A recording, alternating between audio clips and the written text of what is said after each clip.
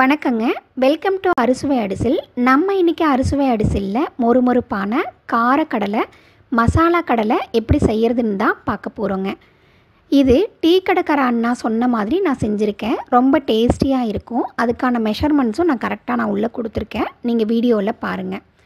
வீடியோக்குள்ளே போகிறதுக்கு முன்னாடி நம்ம சேனலுக்கு நீங்கள் முறையாக பார்க்குறீங்க அப்படின்னா சப்ஸ்கிரைப் பண்ணிவிட்டு பாருங்கள்.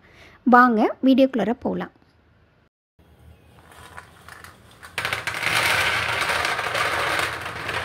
இந்த காரக்கடலை பண்ணுறதுக்காக நான் 6 கப் அளவுக்கு நிலக்கடலை எடுத்திருக்கேங்க. இது நல்ல காஞ்ச நிலக்கடலையாக இருக்கணும். நீங்கள் கடையில் வாங்குறீங்கன்னா ஒரு தரம் நல்லா வெயிலில் காய வச்சு எடுத்து வச்சுக்கோங்க. ரொம்ப ட்ரையாக இருந்தால் மட்டும்தான் நீங்கள் பொரிச்சதுக்கப்புறம் நல்லா மொறுமொறுன்னு இருக்குங்க. கொஞ்சம் இல்லைன்னா வதக்குன்னு இருக்கும். அதனால் நல்லா காய வச்சு எடுத்துக்கோங்க. நான் இந்த மெஷரிங் கப்பில் தான் 6 கப் எடுத்திருக்கேங்க. நீங்கள் 1 கப் எடுத்தாலும் அதுக்கான மெஷர்மெண்ட்ஸும் நான் உள்ளே சொல்லியிருக்கேங்க. நம்ம முதல்ல மசாலா கலக்கிக்கலாம். நான் அதுக்காக 6 கப்பு கடலைக்கு 6 டேபிள் ஸ்பூன் அளவுக்கு காஷ்மீரி சில்லி பவுடர் எடுத்திருக்கேன். நீங்கள் 1 கப் எடுக்கிறீங்கன்னா 1 டேபிள் ஸ்பூன் அளவுக்கு காஷ்மீரி சில்லி எடுத்துக்கோங்க. அதே மாதிரி உப்பு நான் 3 டீஸ்பூன் எடுத்திருக்கேங்க. நீங்கள் 1 கப்புக்கு 3/4 டீஸ்பூன் உப்பு எடுத்துக்கோங்க. உப்பு நிறையா போட்டுறாதீங்க. உப்பு பார்த்துட்டு கூட போட்டுக்கலாம். நான் 2 டீஸ்பூன் அளவுக்கு பெருங்காயத்தூள் பயன்படுத்தியிருக்கேங்க. உங்களுக்கு வேணும்னா யூஸ் பண்ணிக்கோங்க. சப்போஸ் உங்களுக்கு பிடிக்காது இல்லை உங்கள்கிட்ட இல்லைன்னா நீங்கள் இதை ஸ்கிப் பண்ணிடலாம். நான் 1/2 கப் அளவுக்கு கடலை மாவு சேர்த்துருக்கேங்க. நீங்கள் 2 டேபிள் ஸ்பூன் சேர்த்திக்கோங்க. 1 கப்பு கடலை போட்டிருந்தீங்கன்னா.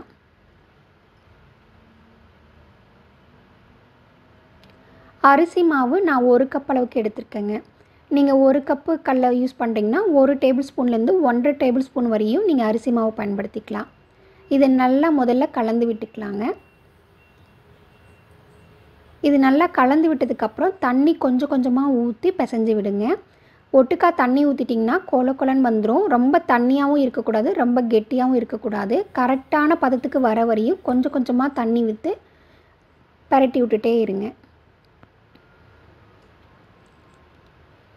எனக்கு இந்த முழுசாக இந்த மாவு பிசைகிறதுக்கு எனக்கு 3/4 கப் அளவுக்கு தண்ணி தேவைப்படுதுங்க. நான் அதனால் 1/4 கப்பாக கொஞ்சம் கொஞ்சமாக ஊற்றி பிசைகிறேங்க. ஒட்டுக்கா பிசைஞ்சு விட்டுட்டா தண்ணி நிறையா போயிடும். உங்களுக்கு கடலையில் இந்த மாவு ஒட்டாதுங்க. இந்த மாவு ஒட்டணும்னா இந்த மாதிரி பதத்துக்கு இருக்கணுங்க.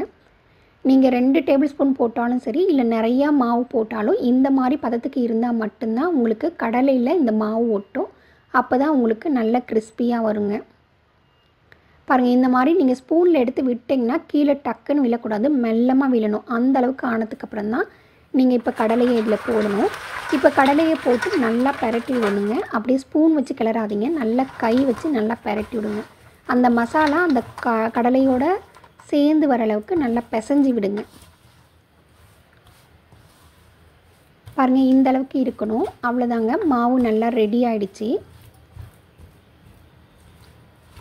இந்த கடலக்கொட்டை நல்லா அந்த மாவில் தொட்டு சேர்ந்து வந்துருச்சு. இப்போ அது அப்படியே இருக்கட்டும். எண்ணெய் நான் காய வச்சுருக்கேங்க. நம்ம இதை பொரித்து எடுக்கலாம். எண்ணெய் நல்லா ஹை ஃப்ளேமில் வச்சு நீங்கள் காய வச்சிடணும். நீங்கள் இப்படி கடலக்கொட்டை ஒன்று எடுத்து போட்டு பார்த்தீங்கன்னா உடனே மேலெலும்பி வரணுங்க. இந்த மாதிரி பாருங்கள், உள்ளே போய் உட்காந்துருச்சு. இப்படி இருக்கக்கூடாது. பாருங்கள், இப்போ போட்டோன்னே மேலே ஏறி வருதில்ல, இந்த மாதிரி வரணும். இவ்வளோ சூடு இருக்கணும். அப்போ தான் நீங்கள் பொரிச்சிங்கன்னா மொறுன்னு வரணுங்க. இதெல்லாம் டிப்ஸுங்க, நல்லா நோட் பண்ணிக்கோங்க. நான் ஃபஸ்ட்டு மெத்தட் யூஸ் பண்ணியிருக்கேன். முதல்ல கடலை ஃபுல்லாக போட்டு அந்த பிசைஞ்ச கடலையை கொஞ்சம் கொஞ்சமாக நான் போட்டுறேன், ஒட்டுக்கா போட்டுட்டு இந்த கரண்டியை வச்சு நான் இப்படி பரட்டி விட்றேங்க. நீங்கள் கடலை போடும் போது ஹை ஃப்ளேமில் எண்ணெய் இருக்கணும். கடலையை போட்ட உடனேயே நீங்கள் லோ ஃப்ளேமுக்கு மாற்றிடணுங்க. அப்போ தான் உங்களுக்கு உள்ளே கருகாது, மேலேயும் நல்ல மொறுன்னு இருக்குங்க. பாருங்கள், நல்லா தனித்தனியாக பிரிஞ்சு இருக்குது. நீங்கள் உடனே கரண்டியை வச்சு குத்தி விடணும். அப்போ தான் உங்களுக்கு பிரிஞ்சு வரும். பாருங்கள், ஒத்த கடலையாக வருது. அதே மாதிரி நீங்கள் குலுக்குனீங்கன்னா இந்த மாதிரி மொறுன்னு சவுண்டு வரணுங்க. அப்போ தான் இது மொறுப்பாக இருக்கும். இல்லைனா இந்த கலக்கலக்குன்னு சவுண்டு வரல அப்படின்னா உங்களுக்கு மொறுப்பாக இருக்காதுங்க. நான் 2வது மெத்தடில் பாருங்கள், ஒரு கடலையாக தனித்தனியாக பிரித்து போடுறேன். இது ஏற்கனவே எக்ஸ்பீரியன்ஸ் இருக்கவங்களுக்கு போட்டிங்கன்னா ஒன்றும் ஆகாது, கையில் எண்ணெய் தெறிக்காதுங்க. நீங்கள் ஒன்றா போடும் போது பார்த்து போடலாம். கை எண்ணெயில் பற்றாத அளவுக்கு ஒன்றா போட்டு பிரித்து போட்டு விடுங்க. நல்லா போட்டு எடுத்துடலாம். இப்போவும் அதே மாதிரி தாங்க, நீங்கள் போட்டதுக்கப்புறம் உடனே அடுப்பை வந்து லோ ஃப்ளேமுக்கு வச்சிடணும்.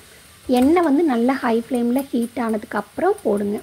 இது 3வது மெத்தடு. இது லேர்னர்ஸ்க்கு மட்டும்தான். புதுசாக நீங்கள் செய்கிறீங்க, உங்களுக்கு ஆசையாக இருக்குது நீங்கள் செஞ்சு பார்க்கணும் அப்படின்னா இந்த மாதிரி ஒரு கரண்டி எடுத்துக்கோங்க. அந்த கரண்டியில் இப்படி சைடில் வச்சு வச்சு விட்டிங்கன்னா ஒவ்வொரு கடலையாக அதுவாக தானாக விழுந்துக்கும். இந்த எண்ணெயும் உங்கள் கை மேலே தெரிக்காதுங்க. இதுலேயும் தனித்தனியாக பிரிஞ்சு பிரிஞ்சு வருது பாருங்கள் கடலை. அவ்வளோதான்.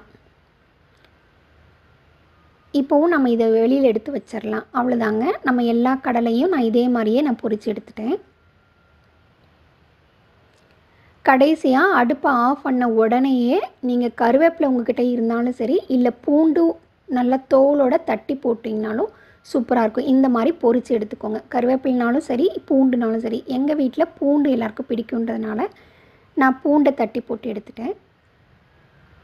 அவ்வளோதாங்க. பாருங்கள், நல்ல மொறுமொறுப்பான காரக்கடலை ரெடி ஆகிடுச்சு. நீங்களும் இதை உங்கள் வீட்டில் இதே மாதிரியே செஞ்சு பாருங்கள். கண்டிப்பாக இது ரொம்ப டேஸ்டியாக இருக்கும். நீங்கள் ஜிப்லாக் கவர்லேயோ இல்லை ஏர்டைட் கண்டெய்னர்லேயோ போட்டு வச்சிட்டிங்கன்னா ஒரு 15 நாள் வரையுமே நல்லா அப்படியே இருக்குங்க. நான் இதில் சொல்லியிருக்க மெஷர்மெண்ட்ஸ் எல்லாமே 6 கப்புக்கும் 1 கப்புக்குமே நான் சொல்லியிருக்கேன். நீங்களும் உங்கள் வீட்டில் செஞ்சு பாருங்கள். இந்த தீபாவளி இனிதாக இருக்கட்டும். தேங்க்யூ.